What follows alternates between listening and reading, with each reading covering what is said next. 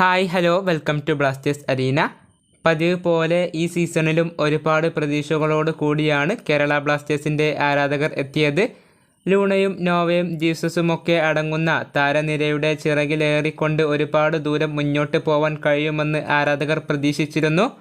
പക്ഷേ അതെല്ലാം പാഴായി പോവുകയാണ് ചെയ്തിട്ടുള്ളത്. ഇത്തവണ ഒരു മോശം തുടക്കമാണ് കേരള ബ്ലാസ്റ്റേഴ്സിന് ലഭിച്ചിട്ടുള്ളത്. ഇത്തവണത്തെ ഇൻ്റർനാഷണൽ ബ്രേക്ക് പിരിയുമ്പോൾ കേരള ബ്ലാസ്റ്റേഴ്സ് 8 മത്സരങ്ങളാണ് കളിച്ചിട്ടുള്ളത്.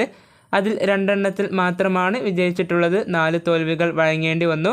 2 സമനിലകൾ വഴങ്ങി അവസാനമായി കളിച്ച 3 മത്സരങ്ങളിലും പരാജയപ്പെട്ടു. 8 മത്സരങ്ങളിൽ നിന്ന് 8 പോയിന്റുകൾ മാത്രമുള്ള കേരള ബ്ലാസ്റ്റേഴ്സ് ഇന്ന് പോയിന്റ് പട്ടികയിൽ 10ാം സ്ഥാനത്താണ്. എന്നാൽ കഴിഞ്ഞ സീസണിൽ ഇതായിരുന്നില്ല സ്ഥിതി. നവംബറിലെ ഇൻ്റർനാഷണൽ ബ്രേക്കിന് പിരിയുമ്പോൾ കേരള ബ്ലാസ്റ്റേഴ്സ് 2ാം സ്ഥാനത്തായിരുന്നു ഉണ്ടായിരുന്നത്. 9 മത്സരങ്ങളിൽ നിന്ന് 17 പോയിന്റ് നേടാൻ കേരള ബ്ലാസ്റ്റേഴ്സിന് കഴിഞ്ഞിരുന്നു. അന്ന് ഗോവ മാത്രമായിരുന്നു ബ്ലാസ്റ്റേഴ്സിൻ്റെ മുമ്പിൽ ഉണ്ടായിരുന്നത്. പക്ഷേ ഇത്തവണ ബ്ലാസ്റ്റേഴ്സിൻ്റെ മുമ്പിൽ 9 ക്ലബ്ബുകളുണ്ട്.